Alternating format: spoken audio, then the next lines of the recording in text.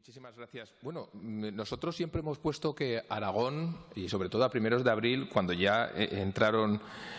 cuando ya nos reunimos en lo que es la sede del Gobierno de Aragón, a partir del 17 de abril, todos los grupos parlamentarios, todos los agentes de diálogo social, los empresarios, los sindicatos, representantes de las diferentes administraciones, pues la verdad es que un servidor además alardeaba de la altura de miras que teníamos que tener en Aragón. Y además es que viene en nuestro ADN, ya desde la Edad Media, es decir, tierra noble, tierra de pactos, tierra que sabe llegar a acuerdos, donde los diversos medios de comunicación habían acogido y han acogido de que aquí la gente se sabe poner de acuerdo por encima de cualquier tipo de ideología, pensando en las personas y en los aragoneses, y nosotros creemos que el foro adecuado para aquello que pide el grupo de Vox es esa mesa por la reconstrucción social y económica, donde se han planteado diversas medidas pensando en los más vulnerables, en medidas a nivel de urgencia sanitaria y especialmente medidas a nivel económico, pensando en esos autónomos, en esas pequeñas y medianas empresas, en esas grandes empresas también, ¿por qué no?,